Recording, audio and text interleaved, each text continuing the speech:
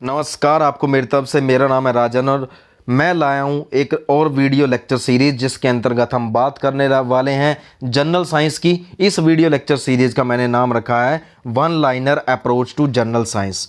तो general science के तीनों सेक्शन जो मेनली रहते हैं भौतिक विज्ञान, रसायन और जीव विज्ञान यानी कि बायोलॉजिकल साइंस, तीनों को आप बारी बारी डिस्कस करेंगे। तो पहला लेक्चर इस वीडियो सीरीज़ का मैं ला रहा हूँ आपके लिए, जिसके अंतर्गत हम बात करने वाले हैं भौतिकी की यानी कि फिज़िक्स की। फिज़िक्स क्या होती है उसको जानने से पहले हम बात करते हैं विज्ञान की। विज्ञान यानी कि साइंस क्या है? किसी भी विषय का क्रमबद्ध ज्ञान। अगर आप किसी विषय के बारे में क्यूरियोसिटी रखते हैं, मान लीजिए आप चंद्रमा या सूरज के बारे में क्यूरियोसिटी रखते हैं, जिज्ञासा रखते हैं, उसको अगर आप डेली ऑब्जर्व करें, ऑब्जर्वेशंस के बेसिस पर डेली उसको आप स्टडी करें, तो आप समझ पाएंगे कि वो कैसे काम कर रहा है और क्या क्या आगे आने वाले उसके अंदर चेंजेस हो सकते हैं, क्या क्या चेंजेस उसने पास्ट में किए हैं, वो सारा कुछ आपको क्या है ज्ञात हो जाएगा। और इसी विषय को इसी विषय के बारे में आप क्या हो जाएंगे, जागरूक हो जाएंगे। और इसी क्रमबद्ध ज्ञान को क्या कह दिया जाता है? विज्ञान। ठीक है। विज्ञान के बेसिकली तीन हिस्से हैं, एक है खगोलीय विज्ञान, प्राकृतिक विज्ञान और भूगर्भ विज्ञान। मैं बात करूं खगोलीय विज्ञान, इसे कह दिया जाता है एस्ट्रोनॉमिकल साइंस। तो खगोलीय विज्ञान जुड़ा हुआ है किससे? ऊपर की वस्तुओं से। अगर मैं बात करूं तारों से, तारों की, ग्रहों की, ठीक है, उल्का पिंडों की, तो वो खगोलीय विज्ञान में आएगा। प्राकृतिक विज्ञान है नेचुरल साइंस, जो कुदरती रूप से जो भी चीज़ें हैं उसको आप जो खगोलीय विज्ञान को छोड़ करके या आप ज़मीन के आंतरिक विज्ञान को छोड़ करके जो ऊपर दिख रही हैं चीज़ें ज़मीन की सतह पर, उनके बारे में आप स्टडी करते हैं प्राकृतिक विज्ञान के अंदर। तो अगर मैं देखूं प्राकृतिक विज्ञान जैसे कह दिया जाता है फिजिकल साइंस, फिजिकल साइंसेज के नेचुरल साइंस के आगे दो हिस्से हैं, एक है फिजिकल साइंस। फिजिकल साइंस में क्या आ जाता है? एक आती है फिजिक्स यानी कि भौतिकी और एक आती है केमिस्ट्री। ठीक है। जीव विज्ञान को आगे दो हिस्सों में बांट दिया जाता है, एक में आप स्टडी करते हैं पेड़ पौधों की, दूसरे में आप स्टडी करते हैं जंतुओं की। जंतुओं के विज्ञान को कहा जाता है जूलॉजी, पेड़ पौधों के विज्ञान को कहा जाता है बॉटनी। आप याद रखें। उसके बाद फिजिक्स और केमिस्ट्री मोस्ट इंपॉर्टेंट। फिजिक्स विज्ञान है साइंस का ऐसा हिस्सा जिसमें हम कुदरत के लॉज को पढ़ते हैं, कुदरत के जो अपने आप चलने वाले लॉ हैं उनकी स्टडी करते हैं। आप कुदरत के अंदर होने वाले जो फिनोमिना हैं उनकी स्टडी करते हैं।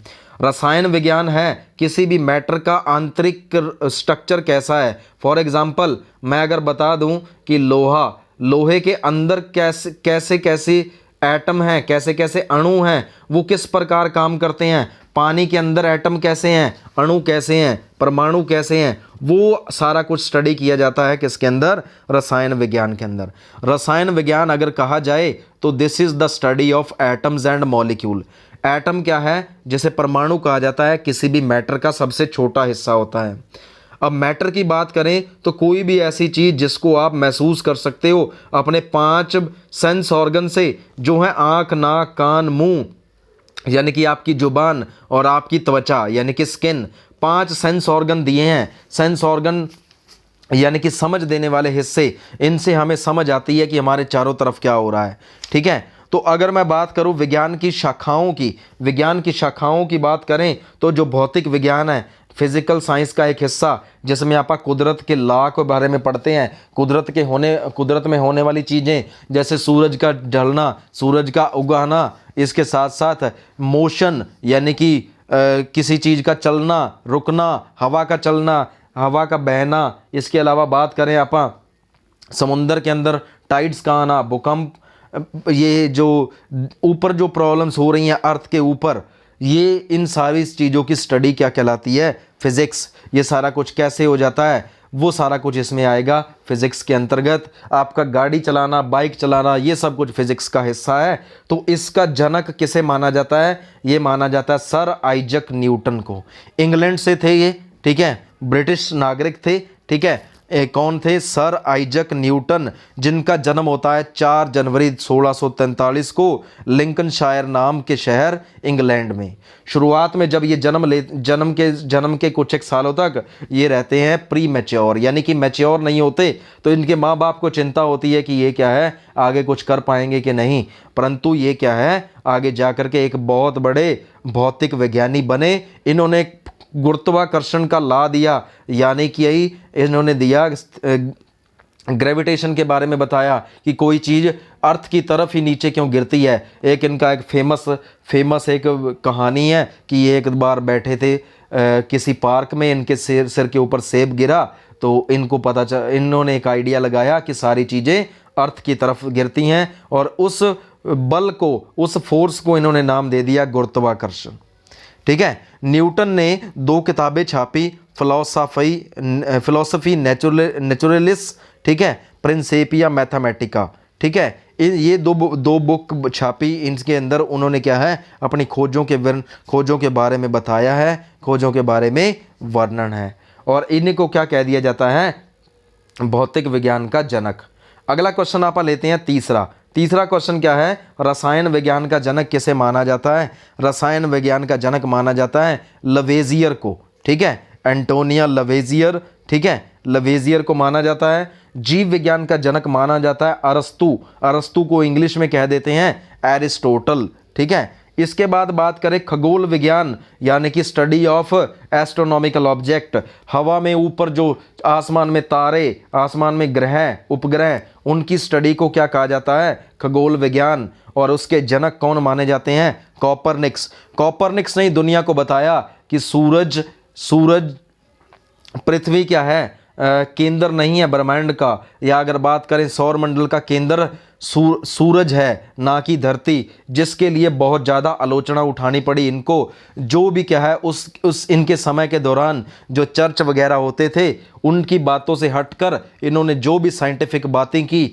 तो उसकी वजह से इनको विरोध उठाना पड़ा, और क्या है, इनको क्या है, बहुत ही अपने ऊपर बहुत ही जो कह सकते हैं आप तशद्दुद झेलनी पड़ी इनको, कॉपरनिक्स को।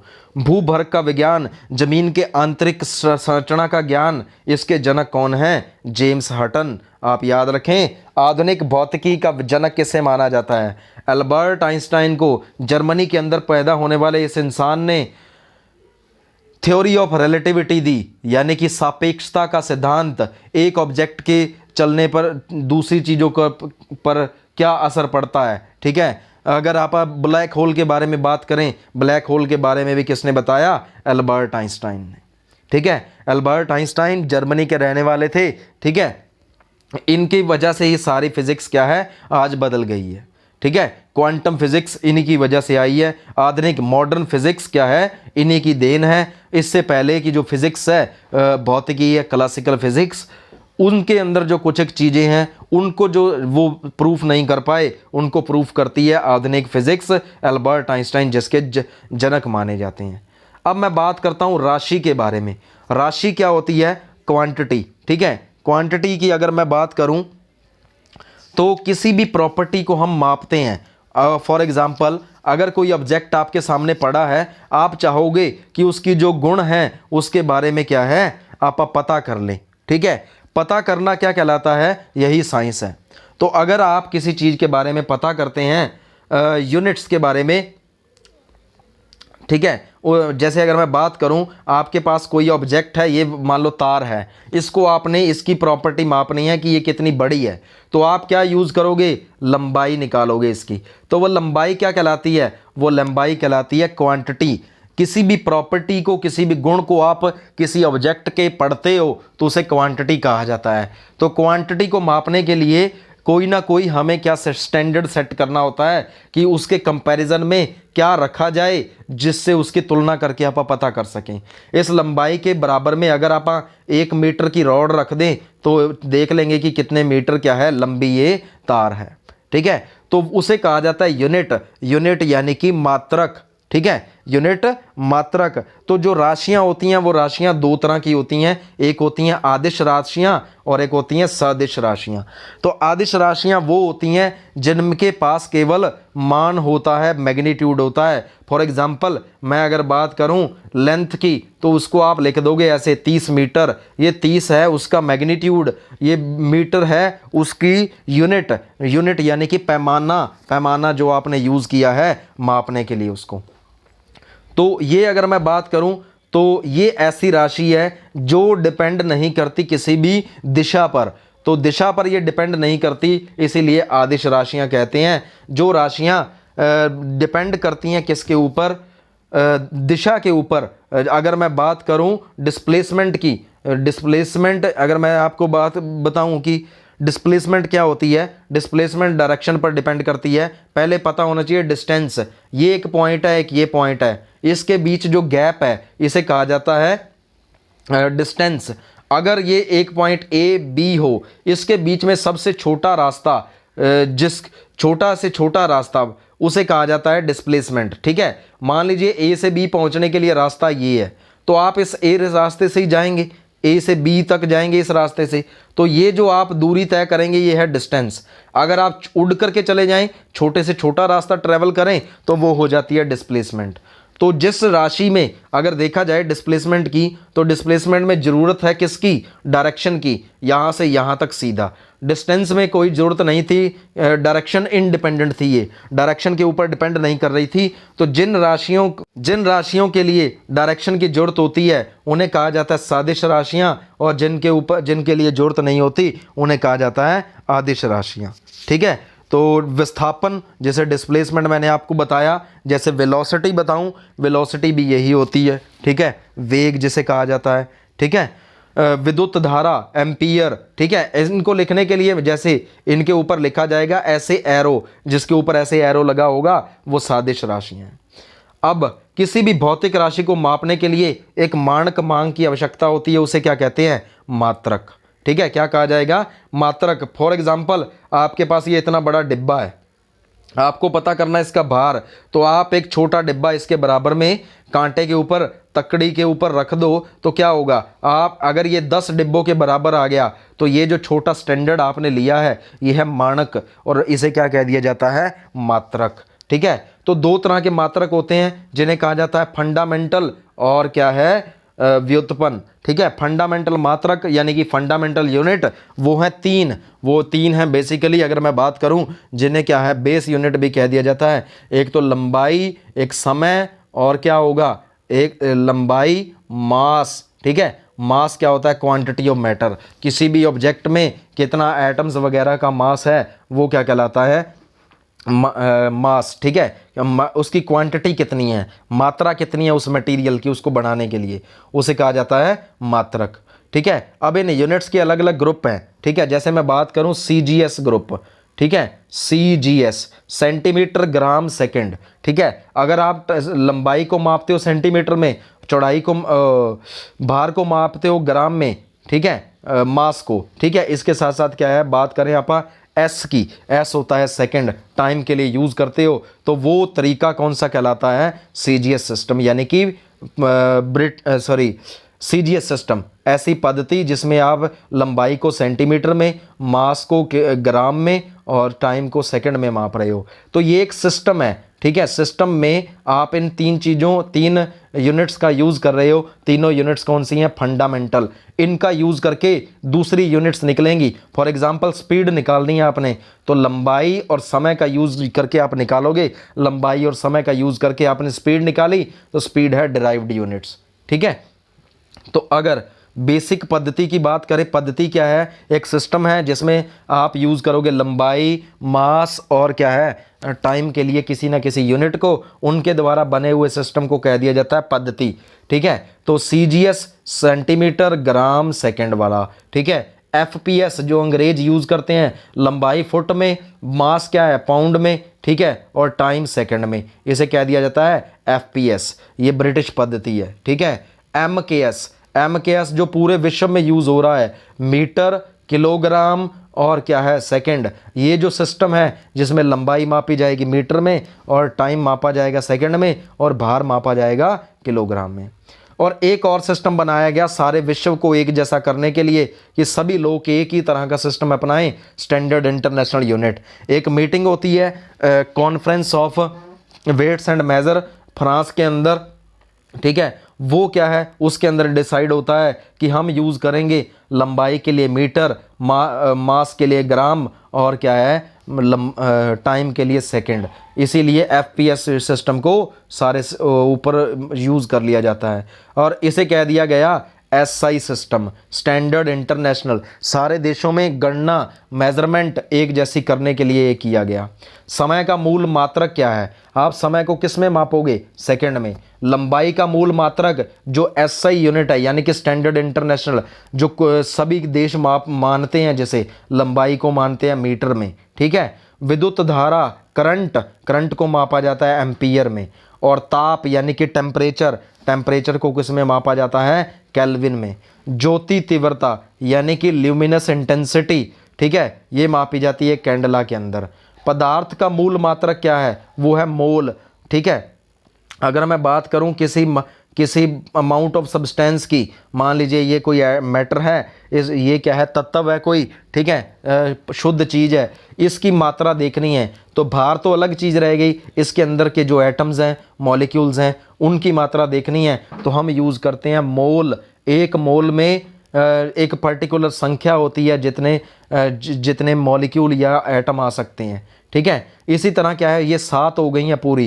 पहली कौन सी थी? लेंथ यानी कि लंबाई, ठीक है। दूसरा था मास, तीसरा था टाइम, ठीक है। इसके साथ साथ अगर मैं बात करूं लेंथ, मास, टाइम, और भी क्या है 4 यूनिट्स हैं जिनको क्या है SI सिस्टम में क्या माना गया है? बेस यूनिट्स, ठीक है। वो कौन सी हैं? इलेक्ट्रिक करंट है एक, ठीक है। थर्मोडायनेमिक टेम्परेचर यानी कि टेम्परेचर, ठीक है। इसके बाद अमाउंट ऑफ सब्सटेंस जिसकी मोल थी, उसके साथ क्या है? Luminous intensity. तो 7 हो गई। एक तो हो गई टेम्परेचर, एक हो गया करंट, एक हो गया अमाउंट ऑफ सब्सटेंस यानी कि मोल, और एक हो गई ल्यूमिनस इंटेंसिटी। 7 हो गई। इन 7 को पूरा करने के लिए 2 और रखी गई हैं जो क्या है? कोण के लिए यूज़ होती हैं, एंगल के लिए। मान लीजिए ये 2 क्या है? किरणें हैं, इनके बीच में क्या है? ये जो गैप है ये कहलाता है एंगल। एंगल को मापने के लिए 2 यूज़ होती हैं, एक होती है रेडियन, एक होती है स्टर्डियन। अगर तो प्लेन एंगल है, पेपर पर ये दोनों ड्रॉ की गई हैं, तो ये प्लेन एंगल होगा, तो ये कहलाता है रेडियन में यूज़ होगा इसके लिए। अगर कोई मान लो सेब था, उसमें से आपने ऐसे तिरछा क्या है एक पीस निकाल दिया, तो उसके अंदर जो एंगल बनने वाला है वो एंगल होगा सॉलिड एंगल। तो सॉलिड एंगल के लिए क्या यूज़ होता है? स्टर्डियन। प्रकाश की दूरी, मान लीजिए जो दूर की चीज़ें हैं, दूर जैसे सूरज हमसे कितनी दूर है, चंद्रमा कितनी दूर है, तो उसको आप मीटर किलोमीटर में नहीं देख सकते, उसके लिए यूज़ होती हैं एस्ट्रोनॉमिकल यूनिट्स, जिसे क्या कह दिया जाता है? खगोलीय दूरी। तो एक प्रकाश वर्ष किसके बराबर होता है? एक प्रकाश वर्ष होता है 9.46 इंटू 10⁻15 मीटर। प्रकाश वर्ष क्या होता है? मान लीजिए ये सूरज है, यहाँ से कोई रोशनी, कोई किरण चली, ठीक है, वो 1 साल में कितनी दूर चली जाएगी, कितने किलोमीटर, कितने मीटर चली जाएगी, वो होता है 1 प्रकाश वर्ष। तो ये उसकी वैल्यू है 9.46 इंटू 10⁻15 मीटर, इतने मीटर। तो इससे भी बड़ी यूनिट की बात करें वो होती है पारसेक। तो 3.26 वर्ष अगर मिल जाएं तो वो किसके बराबर हो जाते हैं? 1 पारसेक के।